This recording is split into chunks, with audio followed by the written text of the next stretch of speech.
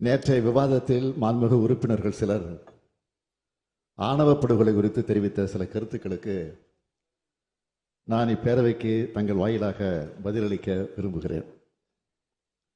பிறப்புக்கும் எல்லா உயிருக்கும் என்ற அறநெறியை 2000 ஆண்டுகளுக்கு முன்னால் சொன்ன வான்புகழ் வள்ளுவர் பிறந்த மண் இந்த தமிழ் மண்.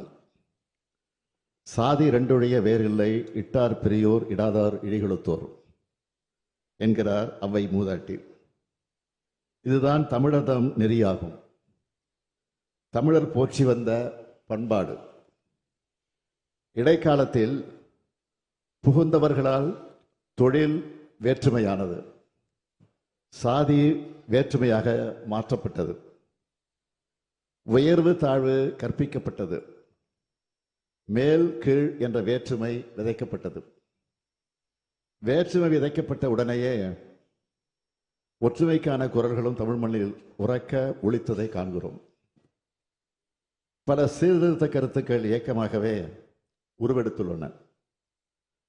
அயோத்திதாச பண்டிதர், தந்தை பெரியார், தமிழ்த்தன்றல் திருவிக்கா, புரட்சி கவிஞர் பாரதிதாசன், பேரறிஞர் அண்ணா ஆகியோர் இந்த சீர்திருத்த சிந்தனைகளை தமிழ் மண்ணில் விதைத்தார்கள்.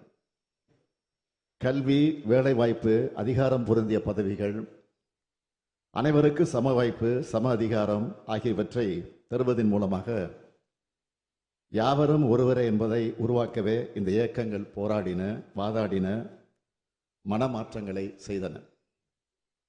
சாதிக்கு, மதத்துக்கு தரப்பட்ட முக்கியத்துவத்தை தமிழ் மொழிக்கு, தமிழ் இனத்துக்கு தரும் சிந்தனையை திராவிட இயக்கம், தனித்தமிழ் இயக்கங்கள் விதைத்தன.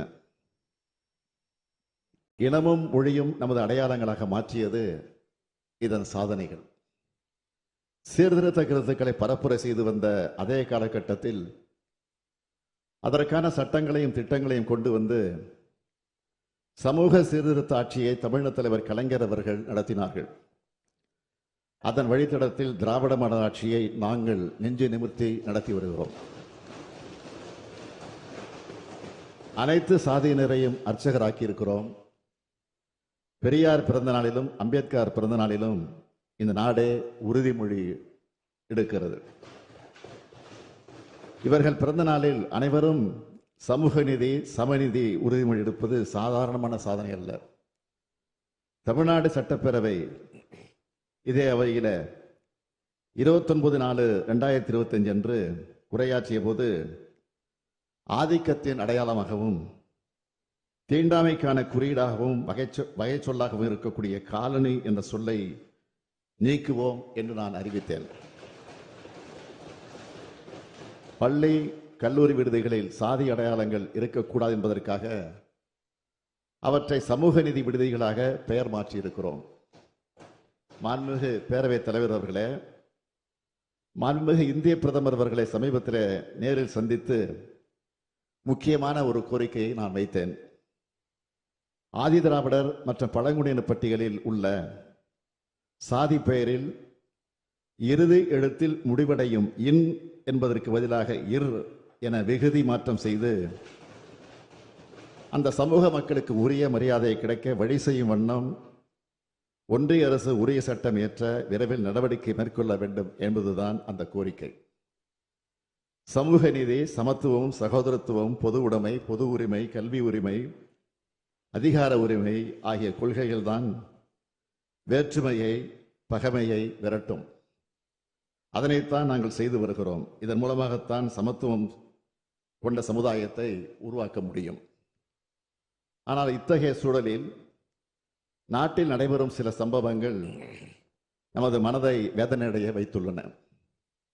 இதற்காகவா நமது தலைவர்கள் போராடினார்கள்? நாம் போராடி வருகிறோம் என்ற வேதனை ஏற்படுகிறது. உலகம் அறிவுமயமாகி வருகிறது, ஆனால் அன்புமயமாவதை அது தடுக்கிறது என்பதுதான் இந்த சீர்திருத்த எண்ணம் கொண்டவர்களை வாட்டி வருகிறது.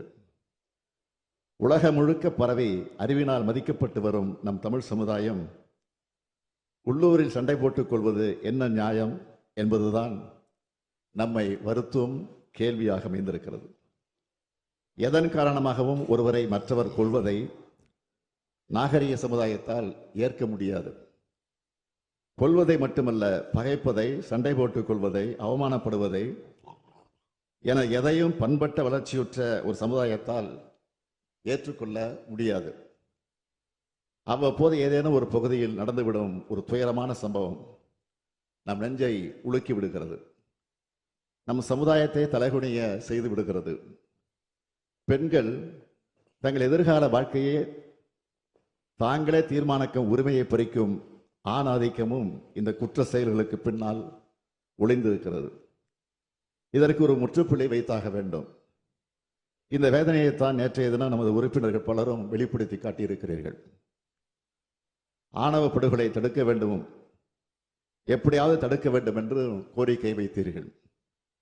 சமீபத்தில் செங்கல்பட்டு மாவட்டத்தில் திராவிடர் கழகத்தின் சார்பில் நடைபெற்ற சுயமரியாதை இயக்க நூற்றாண்டு விழா மாநாட்டில் திராவிடர் கழக தலைவர் மாண்புமிகு ஐயா ஆசிரியர் கி வீரமணி அவர்கள் தீர்மானமாக நிறைவேற்றி என்னிடத்தில் கொடுத்திருக்கிறார்கள். ஆணவ படுகொலைக்கு எதிராக கடுமையான நடவடிக்கை எடுப்பதோடு சமுதாய மாற்றத்தையும் ஏற்படுத்தி அதன் மூலம் இந்த அநீதியை தடுக்க வேண்டும் என்பது நம் அனைவரது ஆதங்கமாக இருக்கிறது. ஆணவ படுகொலை நடைபெறும் போது அது தொடர்பான வழக்குகள் அனைத்திலும் கடுமையான பிரிவுகள் பயன்படுத்தப்பட்டுள்ளன. ஆனால் இப்படுகொலைக்கு சாதி மட்டுமே காரணம் அல்ல, இன்னும் பல காரணங்களும் இருக்கின்றன. எதன் பொருட்டு நடந்தாலும் கொலை கொலைதான். அதற்கான தண்டனைகள் மிக மிக கடுமையாக தரப்பட்டு வருகின்றன. சம்பந்தப்பட்ட குற்றவாளிகள் உடனடியாக குண்டர் தடுப்பு சட்டம் உள்ளிட்ட கடுமையான நடவடிக்கை எடுக்கப்பட்டு கைது செய்யப்பட்டிருக்கிறார்கள். யாரும் எவரும் எதன் பொருட்டும் செய்த குற்றத்திலிருந்து தண்டனை இல்லாமல் தப்பிவிடக்கூடாது என்பதை காவல்துறைக்கு உத்தரவாக போட்டுள்ளோம். எனவே சட்டம் தன்னுடைய கடமையை செய்கிறது. அதே நேரத்தில் இக்கொடூரமான சிந்தனைக்கு எதிரான விழிப்புணர்வு பரப்புரையை சமூக சீர்திருத்த இயக்கங்கள் மட்டுமல்ல, அரசியல் இயக்கங்களும் பொதுநல அமைப்புகளும் செய்ய வேண்டும் என்பதை என்னுடைய வேண்டுகோளாக வைக்க விரும்புகிறேன். நாகரிக சமுதாயத்தின் அடையாளம் என்பது பொருளாதார மேம்பாடு மட்டுமல்ல, சமூக சிந்தனையில் மேம்பாடு என்பதை உணர்த்துவதாக இப்பரப்புரைகள் இருக்க வேண்டும்.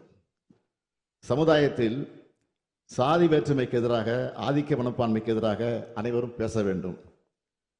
மனிதர்களுக்குள் ஏற்றத்தாழ்வுகள் ஏதும் இல்லை, அனைவரும் சமம். பாலின சமத்துவமும் வளர்ச்சி பெற்ற ஒரு சமுதாயத்திற்கு ஒரு அடையாளம் என்றார் பகுத்தறி பகலவன் தந்தை பெரியார் அவர்கள். அனைத்து விதமான ஆதிக்க மனப்பான்மைக்கும் முற்றுப்புள்ளி வைத்தாக வேண்டும். ஆதிக்க எதிர்ப்பும் சமத்துவ சிந்தனையும் கொண்ட சுயமரியாதையையும் அன்பும் சூழ்ந்த மானுடத்தை உருவாக்குவதற்கான பரப்புரையை ஒரு இயக்கமாக முன்னெடுத்து செல்ல வேண்டியது நம் அனைவரின் கடமை. சீர்திருத்த பரப்புரையும் குற்றத்திற்கான தண்டனையும் வாழும் கெடையுமாக முன்னெடுக்கப்பட வேண்டும். இது குறித்து தேவையான பரிந்துரைகள் அளிப்பதற்காக ஓய்வு பெற்ற உயர்நீதிமன்ற நீதிபதி திரு KN பாஷா அவர்கள் தலைமையில் சட்ட வல்லுநர்கள், முற்போக்கு சிந்தனையாளர்கள், மானுடவியல் அறிஞர்களை கொண்ட ஒரு ஆணையம் அமைக்கப்படும் என்பதை என்னுடைய முக்கியமான அறிவிப்பாக இம்மாமன்றத்தில் அறிவிக்கிறேன்.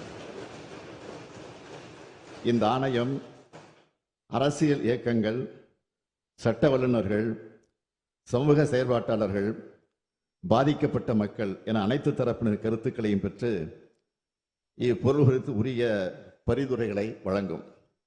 அதன் அடிப்படையில் தமிழ்நாடு அரசு ஆணவ படுகொலை தடுக்கும் நோக்கில் உரிய சட்டமேற்ற தேவையான நடவடிக்கைகள் எடுக்கும் என்று உறுதியளித்து அமைகிறேன்.